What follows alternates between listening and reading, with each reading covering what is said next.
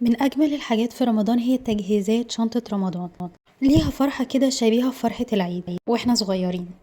فيا رب ييسر لنا كل سنة نقدر نعمل شنط رمضان بأعداد أكبر. يلا بينا نجهز شنطة رمضان مع بعض. أول حاجة عملتها إن أنا عملت كوزي كورنر لابني، وباي ذا واي أنا كنت حريصة جدا إن ابني يحضر الأجواء دي علشان يتعود، ولما يكبر إن شاء الله يا رب يبقى شاب صالح ويقدر يعمل حاجة زي كده، لأنه هو اوريدي اتعود عليها من هو صغير. أول حاجة عملناها هي إن احنا عملنا كل مجموعة أصناف في مكان واحد، بحيث إن يبقى شخص واحد مسؤول عنها علشان الدنيا تبقى منظمة أكتر.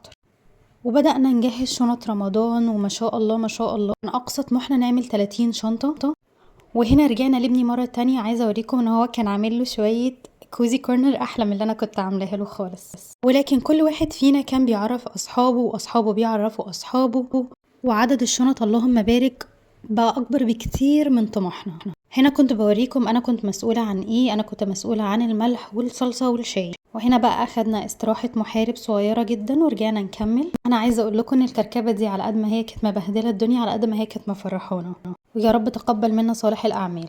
يلا بقى بينا أوريكم إيه أساسيات شنطة رمضان، أوريكم إحنا جبنا إيه. الأساسيات هي سكر ورز ودقيق وزيت وأي نوع بقوليات. بقى معاكم فلوس تقدروا تعملوا أكتر من كده، تنوعوا في المكرونات زي ما إحنا عملنا، تنوعوا في البقوليات، ضيفوا سمنة جبنة عصير اللي تقدروا عليه.